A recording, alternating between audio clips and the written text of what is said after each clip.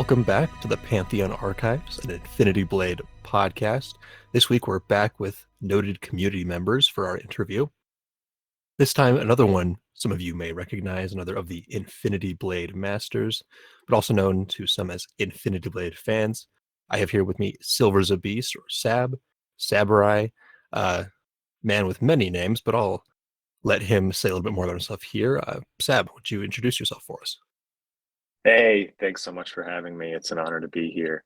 Yeah, many names. I usually just go by Sab, but there's been many iterations. Hey, no worries. I mean, I guess let's just start right there. What is the story behind your name? I mean, your name isn't Silver, is it? What's the story there?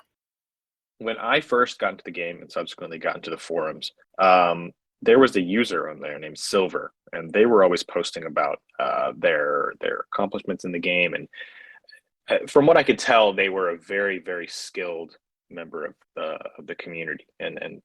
So when I was trying to figure out what my username should be, because I lurked on the forums for a while before actually making an account, um, I was like, oh well, this Silver guy seems cool, so I'll just call myself Silversabeast.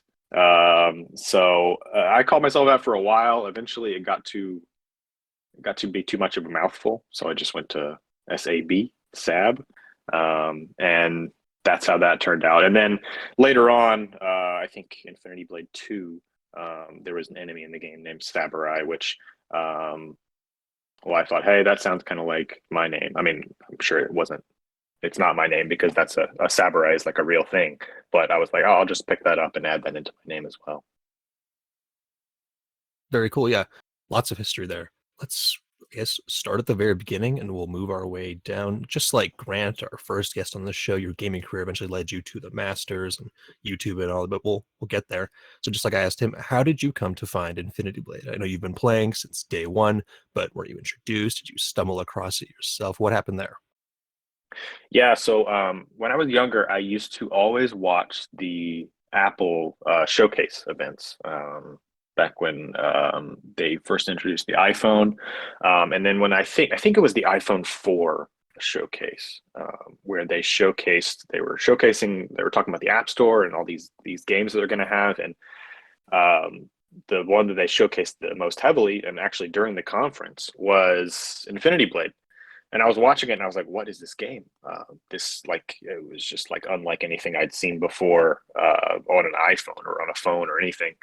Um, so I was like, I have to try this. And I waited. I found out when it was releasing. I got it the day it released, um, and started playing, and I loved it. I couldn't get enough of it. I played it all the time. I think I had an iPod Touch at the time. I don't think I had a phone quite then. But yeah, I was playing it constantly. I wanted to know as much about the game as possible, which is what led me to the forums. Awesome. Like, let's go right into that then. From the game, how did you find out about the forums? Just a quick Google search? Did you find other folks? I don't know if there were any YouTube channels about IB at that time, but I mean, I came along so much later in the process, so the early community was it's something unknown to me. Yeah, I mean, I had been on forums before, for other things like books I was into, or things like that. So when I was thinking about the game and thinking about learning more about it, I was like, oh, well, let me see if there's a forum. So yeah, quick Google search returns return the Epic Games forum and the Infinity Blade section of it. Um, so yeah, that's how I found it. And like I said, I lurked for a while, just reading what people were saying, and then eventually, probably a few months after I joined. Very nice. So we heard from Grant, I guess, kind of the little group that formed led over to Kick, and eventually I think Operation iDroid decided or recommended the idea of starting a YouTube channel. So what is your recollection of that series of events that led you to make Infinity Blade Fans, which I understand came first, and eventually to the Masters? Yeah, so Infinity Blade Fans was originally a joint thing between myself and Grant. And I mean, I mean, originally I had made a bunch of videos on it. I think Grant had made some as well. That's why if you look at the very first videos, they'll be like in parentheses Sab, or something like that. Um, to denote who is actually making the video, because yeah, originally we were in it together. I guess it kind of, as time went on, it kind of, I was posting a lot more in it, and it kind of became more about me. Um, but yeah, Infinity Blade fans, I had a great time with it. I mean, I was I had no idea what anything, like how to do anything with YouTube. So I originally I just had a camera pointed at my iPad that I was playing on. um, and then I would post my videos to the forum sometimes to get more exposure. But yeah, eventually I improved my setup. But yeah, starting out it was very bare bones. Um, as far as Infinity Blade Masters go, yeah, that was a while after Infinity Blade fans. I guess like as I started kept making videos, and we found other members of the community on YouTube, like Soldier for Good, and then there were others like I think Grant mentioned Groove Holmes and Time on the Vial, and that we were in a group chat with, that we would discuss, and not all of those people made videos, but we would still talk about the game, talk about the videos that we were making. I actually still keep in touch with some of them. I mean, I have a Discord server that I'm in with Groove Holmes and Time on the Vial and a couple others. It's maybe every few months there's a conversation. It's not very active. But yeah, iDroid was part of our group, and he had the idea for Infinity Blade Masters, and he brought it to all of us, and I mean, it sounded cool to me. So yeah, we all joined. He made the channel. He was the guy kind of running things. He would ask for videos, and ask someone for videos, and then that person would make them. He would put them together, edit them, and post them. So yeah, he did most of the management work for that, and then we would make the videos. Although he would make his videos as well. Very nice. Yeah, you had the little schedule there up on the YouTube channel's banner that, yeah, laid out the schedule for everybody's uploads, kind of like the first YouTube network there. Kind of cool. Yeah. It's some very charming stuff. I recently did a little dive back into those early days of IB YouTube. Some very charming, nostalgic stuff. Those videos.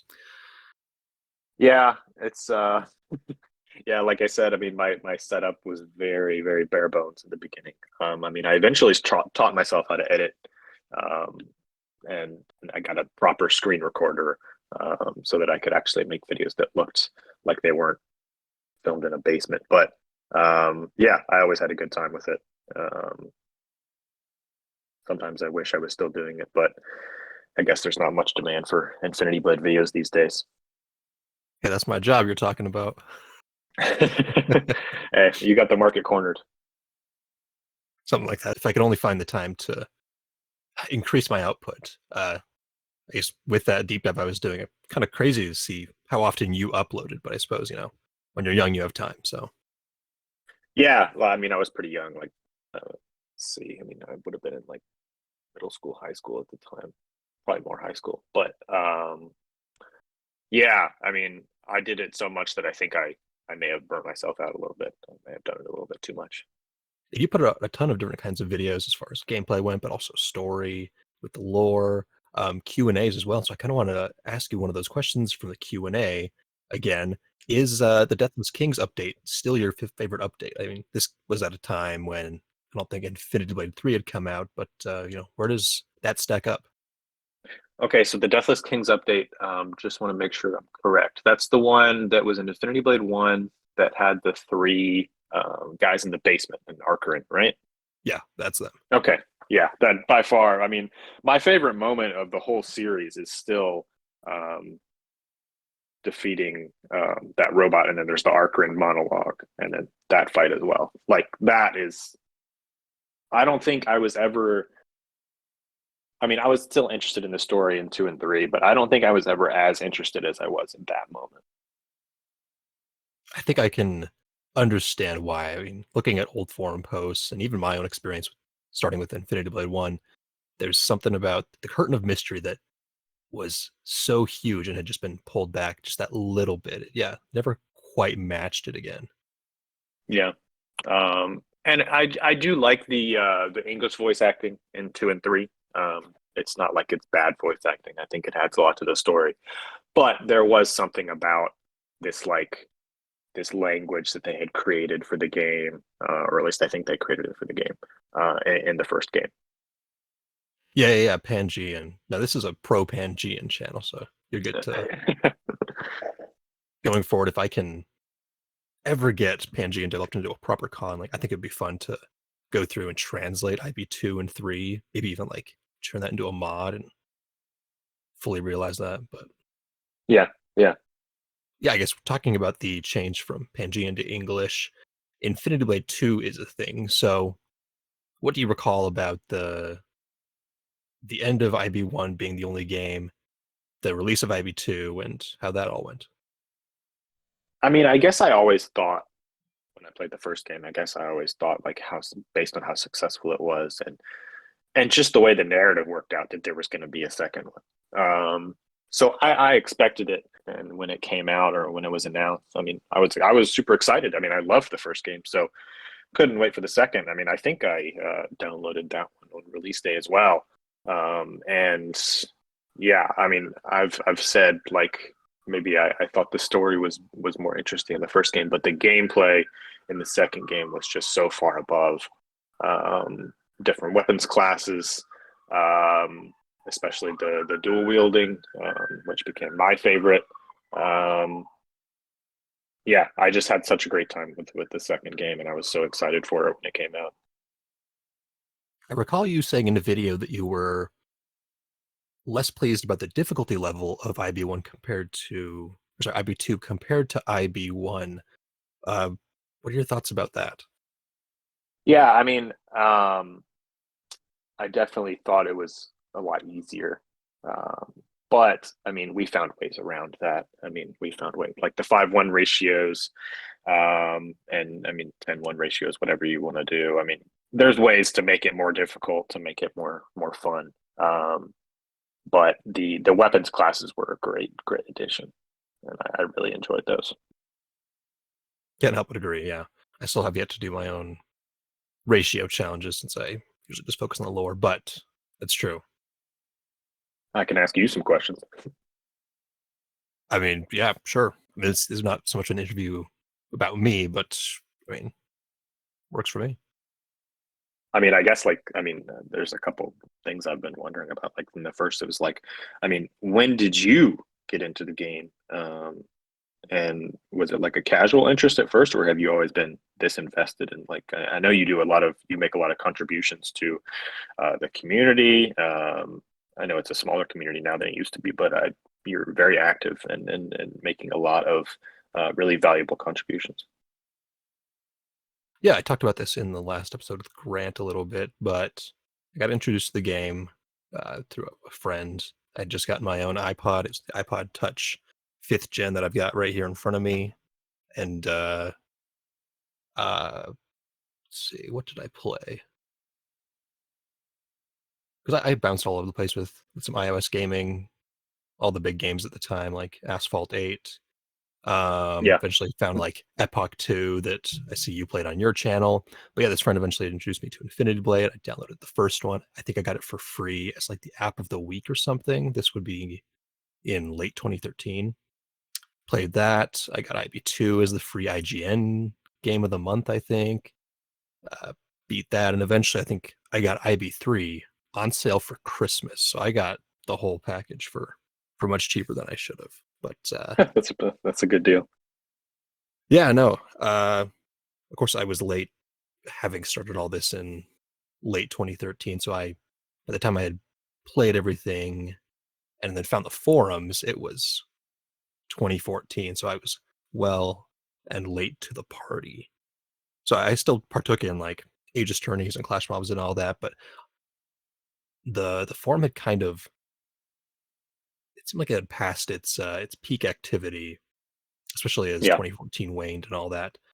And so, like I was saying to Grant, when I was building up my foreign signature, because all of you had these beautiful mosaics of boxes describing the clubs you were a part of, I had to go back and bump some of the older clubs that I wanted to join, like the the Dairy Club and all those. I think my first contribution back in the forum days was the quiz I made. Chair put out an Infinity Blade trivia quiz, and I thought this is not hard enough.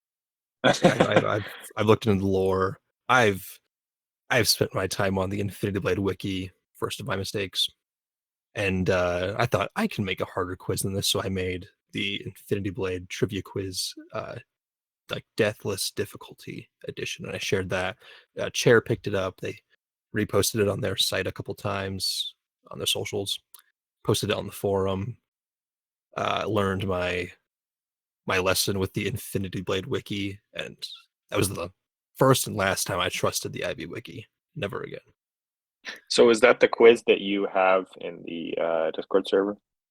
No, that came later in the spirit, because that first Deathless difficulty quiz was, I guess, my first contribution to the community. But after that, after the games waned in popularity, after the forums got hacked and eventually went down entirely, that's kind of when I fell off, and didn't really stay in touch with the community. I didn't know about the Discord server.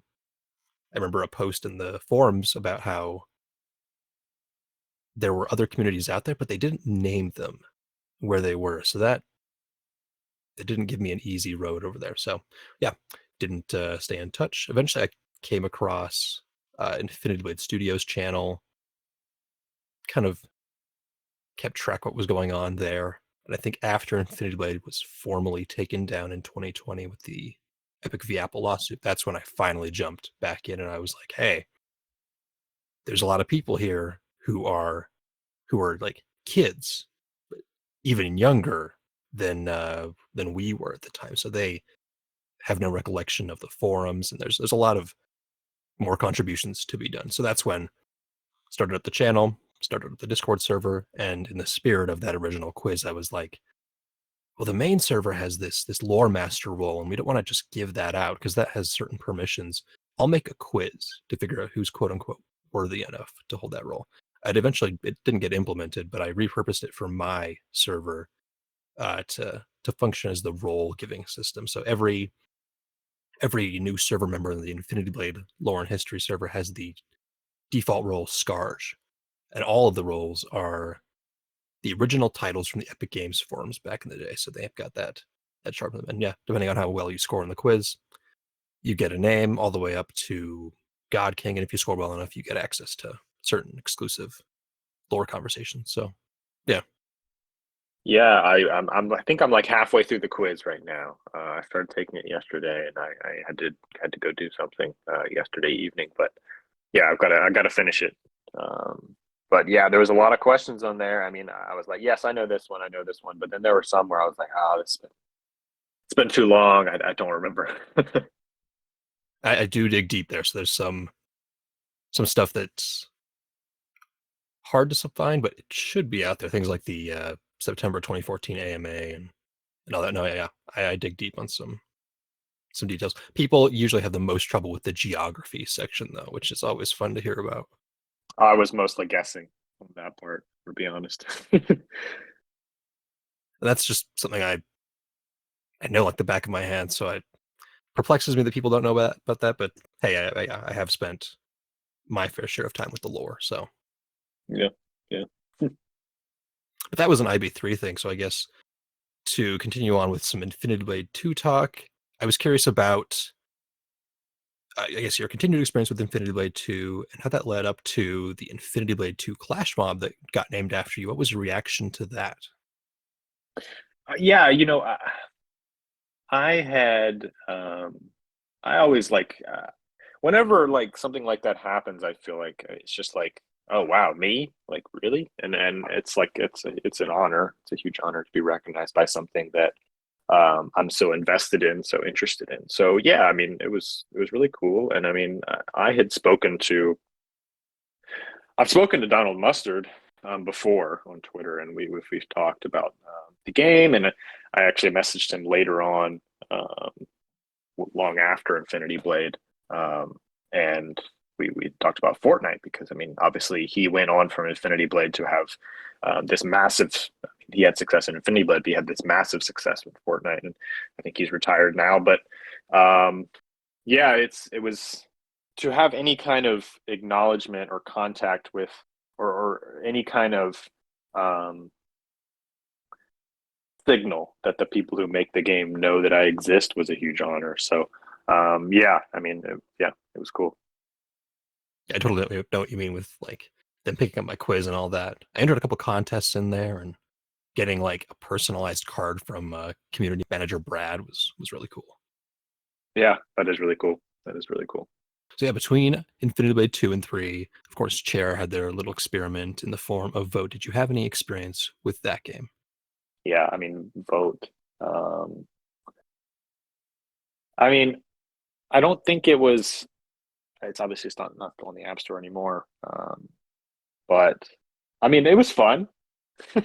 It was a very strange little experiment that they did with like the two candidates, and I guess when I was like when that game came out, I mean, I was too young to vote, so I didn't really know much about like politics or anything. But I was like, hey, this game, it's kind of like Infinity Blade. It's the same people that made it, so let's try it out. And yeah, I mean, it basically is very similar gameplay, and um, yeah, very strange little experiment they did. I don't know if it had the effect that they wanted, but hey, I mean, I had a good time with it.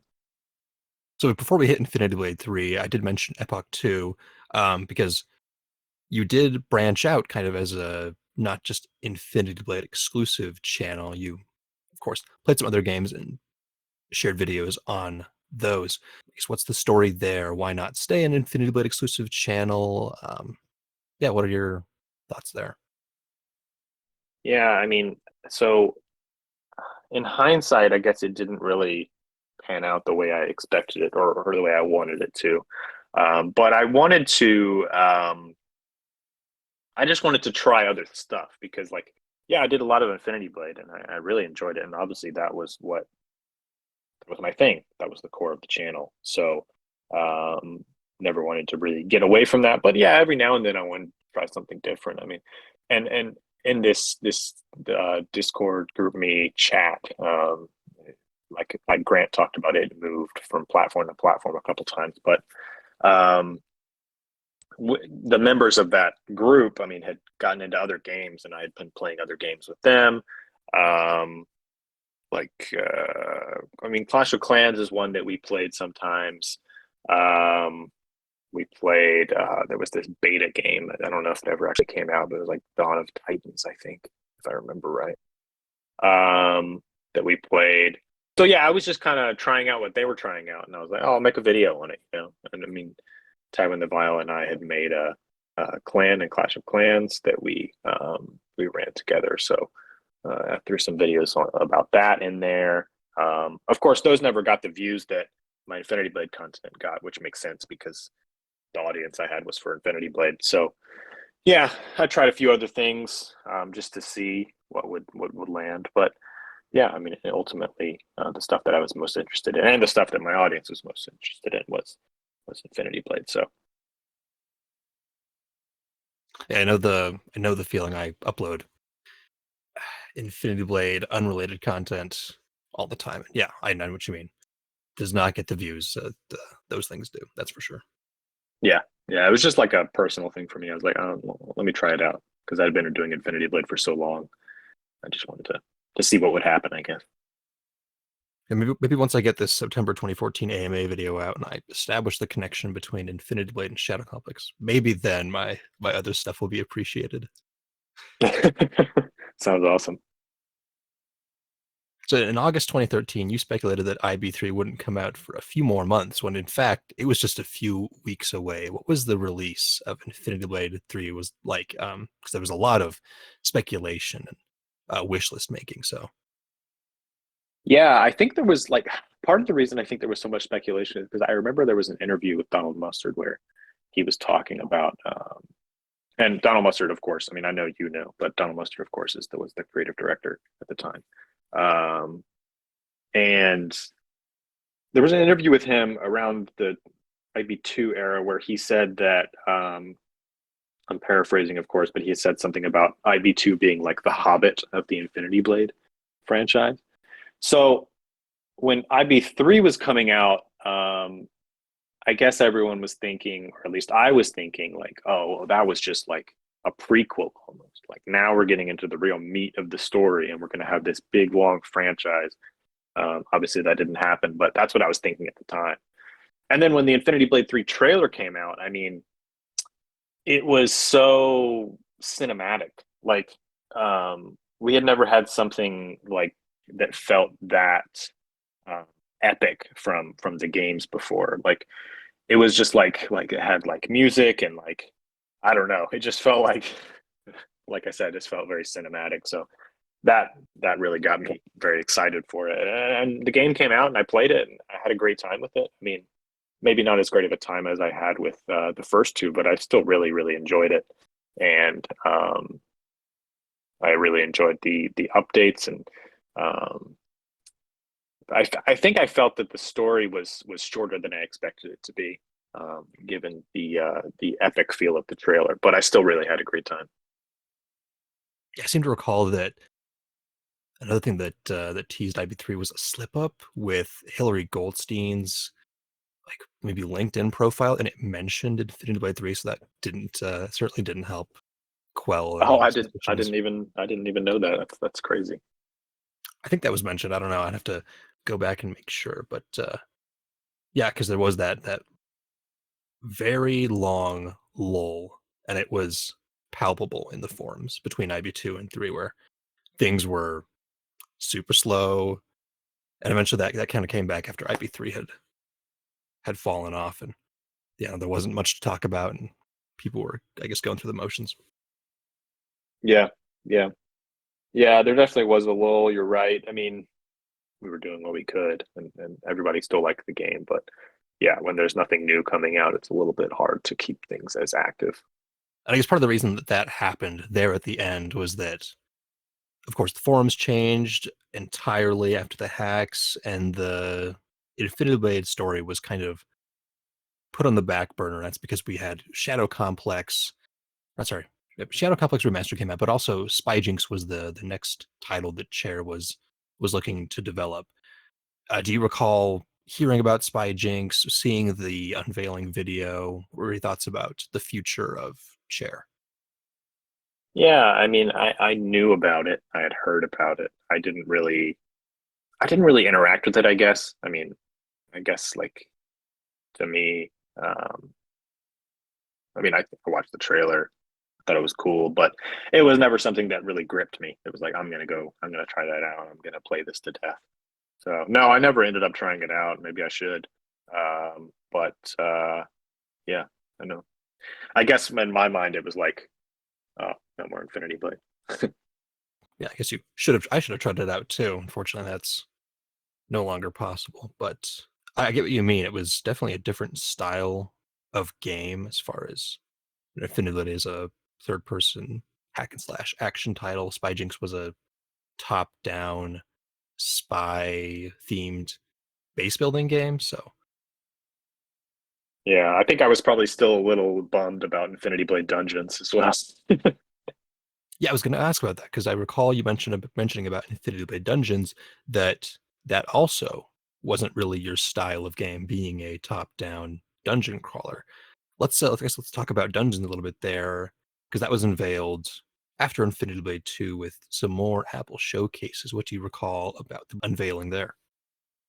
Yeah, I mean, I think it was a similar thing to what I said earlier about like Infinity Blade 2 supposedly being the Hobbit of the Infinity Blade franchise, where I was like, oh, okay, so now we're getting into this bigger stuff and it's going to be this huge franchise. And I was like, oh, Infinity Blade Dungeons. And yeah, it's not really the style of game that I typically gravitate towards, but it was Infinity Blade and it looked cool. So I was interested in it. And obviously it never materialized. But um, yeah, no, I was really interested. It looked cool.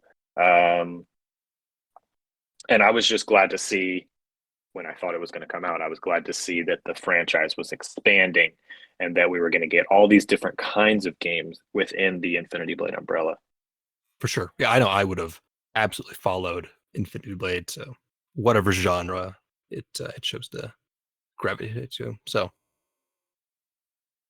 It did end up in that Dave and Buster's game for a while. I don't think it's still there anymore, but I did play that at one point. Yeah, IBF Infinity Lit Effects. Yeah, I think that's still at certain Dave and Buster's locations. I think we had IB Recollection, another IB YouTuber who's gonna call every single Dave and Buster's in the country and find out which ones still had them.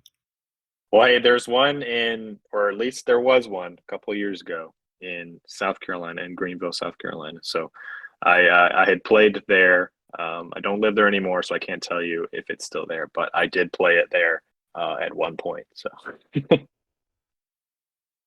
Like concerning dungeons, I don't know. Did you see the leak that happened at the end of last year and some of the like IB Dungeons gameplay that came out of that? I heard something about it. I did not delve too deeply into it. What exactly happened? Yeah, I should start a news show because not everybody knows about this. But yeah, so Apple had a program called Test Flight that let developers run prototype versions of their apps, for playtesting. And this was a widely used service. It eventually shut down, I think, in 2015. And for like 8, 9 years, these prototype builds of hundreds, if not thousands, maybe even tens of thousands of apps just sat on the internet in archive.org, just undiscovered. And at the end of last year, December 2023, they happened across this massive archive.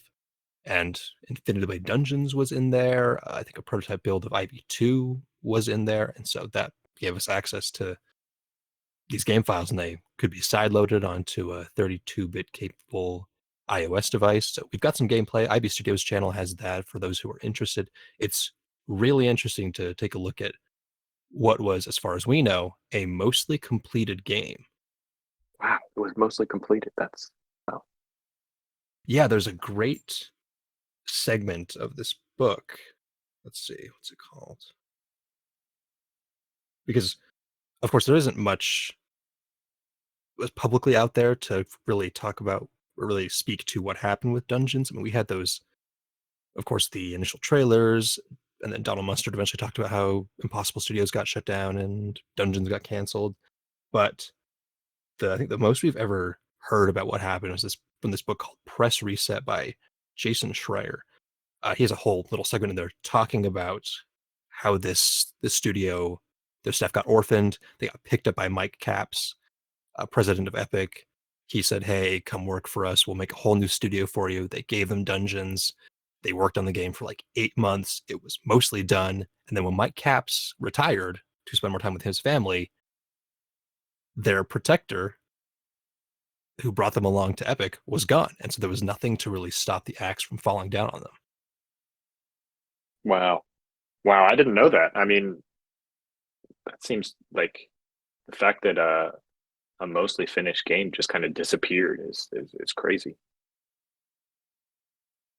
Yeah, for sure. I mean, the prototype build doesn't have everything, but at least from what Jason Schreier cites to in his book, definitely recommend read on that. But as far as we can tell, yeah, 8 months of work for a mobile game seems to put that in the mostly completed category, just given how Infinity Blade, most of the games were developed in I a mean, year, give or take. So it kind of it reminds me a little bit of the stories that we've been hearing over the last year or two about movies that are finished and then just get like deleted and don't exist. It seems a little bit like that. yeah, for sure, that does seem rather comparable. Yeah, like we were saying, Dungeons, of course, was not the only instance of a game that never saw the light of day. Spyjinx was in there. Battle Breakers did come out, but eventually that got shut down as well. And kind of all this happened because Donald Mustard, of course, like you said, got promoted, started work on Fortnite, and was on the up and up. And so I guess let's kind of talk about that. What with Infinity Blade having been left in the past and has been mostly relegated to, well, discussions between the community that is left. What are your thoughts on Infinity Blade's legacy and all of that? I mean, popular game for sure, but not as popular as it once was. What's there to talk about as far as legacy goes? Yeah, I mean, so I mean, obviously the most direct connection is Donald Mustard, like you said. Um, but I mean, I had stopped playing Infinity Blade around the time Fortnite came out, and I think like the year after it came out, someone told me about it, and I was like, "Oh, what is this?" And then I looked it up, and I was like, "Oh, this is the guy that made Infinity Blade, or he was heavily involved with Infinity Blade." And I was like, "Oh, I got to check this out." Um, and so yeah, I got really into it, and I mean, I played it a lot, and I still play it sometimes. Um, and what struck me about it is that like the way that they explored the lore in Fortnite was very similar to how they explored the lore in Infinity Blade, where they would give you like little glimpses here and there, um, and you could tell that there was some bigger picture behind it. But they would only give you little bits at a time. And I don't know how that. I mean, I don't really follow the Fortnite lore anymore, but that's how it felt to me at the time. It felt very similar, and I enjoyed that. Um, of course, I mean, everybody knows the Infinity Blade itself actually showed up in Fortnite briefly. And I remember when that season of the game was coming out, and I watched the trailer, and I saw the Infinity Blade in the trailer, and I was like, wait, what's going on? And so I went on Twitter, and because I had DM'd Donald Mustard a few times before about other things, and I messaged him on Twitter, and I was like, hey, what's going on here? Why is the Fortnite, or why is the Infinity Blade in Fortnite? And he just messaged back like a winky face. And I was like, okay, well, what's going on? Obviously, I mean, we know how that turned out. It was in the game for a couple of days and it disappeared forever. Comes back every now and then. But yeah, I enjoyed seeing his future efforts once. And like whenever I was playing the game, I was like, hey, this is the guy that made that iPhone, iPad, iOS game that I used to play all the time and still hold very dear. Um, yeah, I liked seeing his future work, and like I said, I'm pretty sure he retired last year. Um, I need to verify that, but yeah, so I guess he's done making games. But yeah, I mean, his career is very successful. Yeah, that is that goes without saying for sure. Yeah, I think it was I forget what month last year, but yeah, he did indeed step down and let the new chief creative officer for Epic take over. So Yeah, yeah, yeah, we'll see what he gets up to. I know I asked Cliff Blazinski um, on one of stream that he was on what he thought about it, and I think he was saying he wanted to reach out and see if he could pull Donald into doing some comics because that's what Blazinski is doing these days is publishing oh, comics. So okay, okay, it's cool that you talked about how his storytelling kind of shone through there and in the way that Fortnite navigated its lore. I can definitely see that now that you mention it. It's cool to me that he also, I guess, does a lot of that. These references back to different things. I think about, yeah, of course, the Infinity Blade in Fortnite, but also we had Shadow Complex and Undertow make an appearance in Infinity Blade. I know that while we don't have an Infinity Blade cosmetic set in Fortnite yet, Epic Games, please. Um, he did partner up with Brandon Sanderson again to introduce one of his characters as a skin in Fortnite, which I thought was really cool and spoke to the ongoing communication there. So here's hoping that at least materializes into something else. I know, like I said to Grant, Sanderson seemed interested in cutting the red tape around there, doing some yeah, kind of special release of the books. So that's cool. Yeah, no Infinity Blade cosmetic in Fortnite yet. Although I do remember there was, I don't even remember when this was. It must have been a couple years ago. There was like a screenshot of a new season where there was like a shadow of a character, and it looked. I could have sworn it looked exactly like. I don't remember the name of the armor set, but it looked exactly like the armor set on the all the Infinity Blade 2 posters that Cyrus is wearing. And I was like, oh, here it comes, but it never materialized. I wish, yeah, the Serratic armor would be really, really cool. I spend my fair share of time on Twitter checking out tweets that mention Infinity Blade just to see what I can pop into if there's any questions people have about the lore or something, just to clarify things. And yeah, Fortnite churns out rumors like nothing else. And so, we'll always see talk about connections to previous projects of Mustard's, and oh, this castle looks like it's from Infinity Blade, and oh, because the Fortnite audience being younger than even the Infinity Blade audience means that they're not super familiar with any of the story or anything, and so it's interesting to see what they try and make connections between there. I know uh, one sacrilegious theory that made an appearance in the main IB server was something about how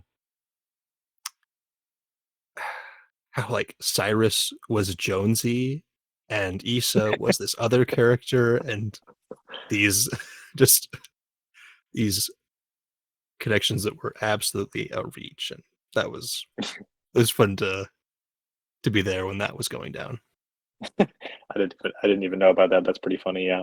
I mean, I think it speaks to like how both of those games, like the way that they tell their story is very like they answer things and there's details, but a lot of the way they tell it is very vague.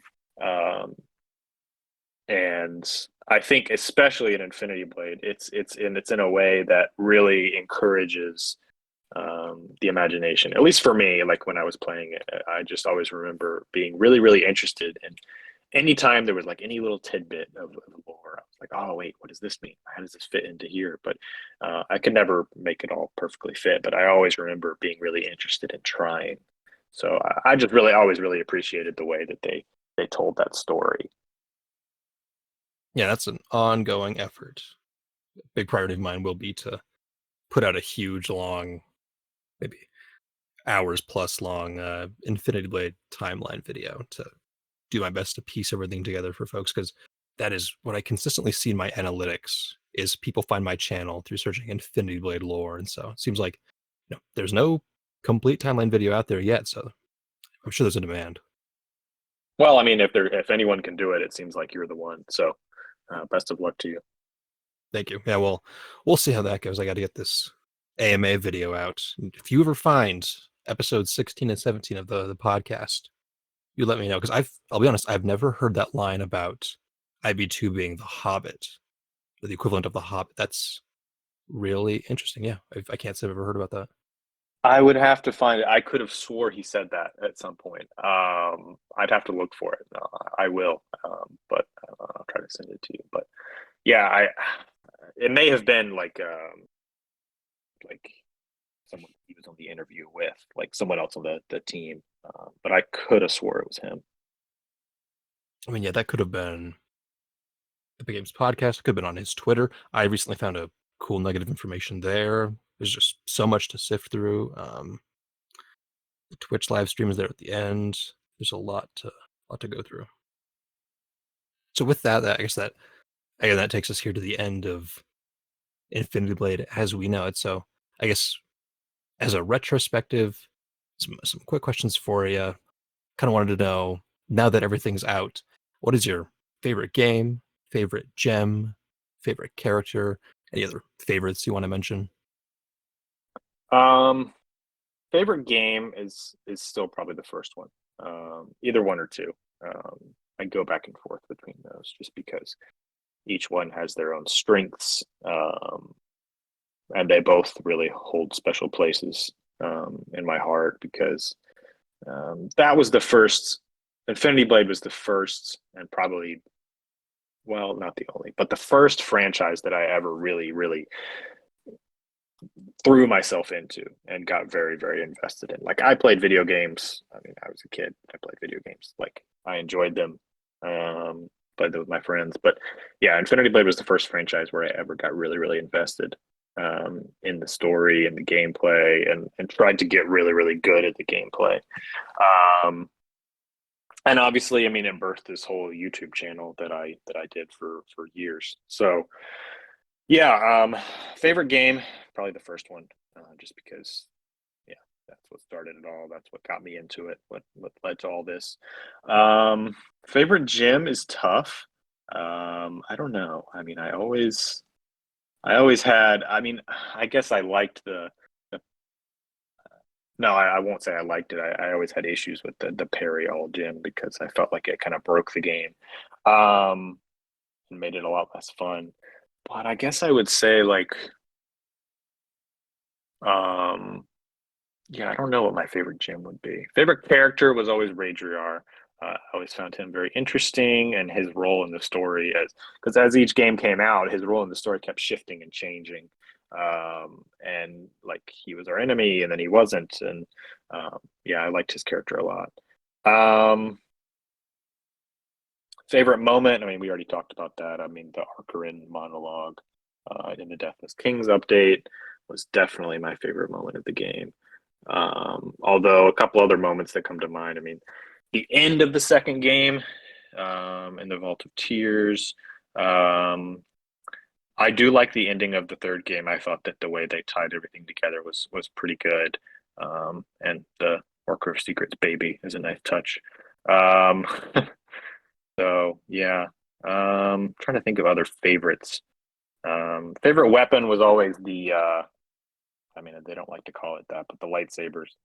I always had a great time with those. I thought those were so visually cool. I think I made a montage of those. My editing skills were not that great back then, but I always appreciated the solar trans weapons. Um, yeah, yeah, lots of favorites. I mean, lots of memories in Infinity Blade. Um, Anytime that game comes up, I mean, um, I don't know, just brings back all sorts of memories for me. Yeah, no, I feel you. It's always great talking to another fan, whatever the context is, to bring up those old memories. So Yeah. I mean, I don't remember who exactly got me back into these Discord communities, but whoever it was, really appreciate it because, um, I mean, I know you got me into some of them, but there was another one that someone else got me into as well. I mean, yeah, I mean, it's been crazy to see how active their these like micro communities still are. Um, I really appreciate it. It's always great to see people interested in something that I'm interested in, of course, um, and especially something that like I don't know. I mean, it kind of sucked when it was just ripped off the App Store, and obviously it's still around in some capacity, but um, it's not widely available to the average person. So yeah, I mean, when that happened, I thought, oh, it's over, like it's done. So just to see that the community is still alive and well in these smaller micro communities is has been really great. yeah, we're too angry to die, I guess you could say. I love it. I love it. Yeah, at 19,000, last I checked, 19,000 something strong. The main Discord server is still going strong. We have, I'm at least a part of 1, 2, 3, 4, 5, 6, 7, 8, 9, 10, 11, 12 Infinity Blade servers. So there's a lot of life out there to be had.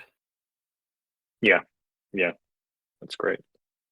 I guess to relish in this a little bit longer, I recall you mentioning, at least in one of your videos, your favorite gem at the time was the Titan Break +2 gem for how it let you finish fights faster. So I'll toss Oh, that in. that's what it is. Yes, yes, yes. You're exactly right. Yeah, definitely. Um, yeah, absolutely the best gym, or at least my personal favorite.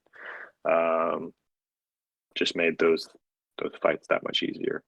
Um, but not in a way that like ruined the gameplay. Like I spoke of before with the parry all gem. I always felt that being able to parry everything just kind of I don't know. Whenever I would try to use it, I felt like my game was just on autopilot and I wasn't actually playing it.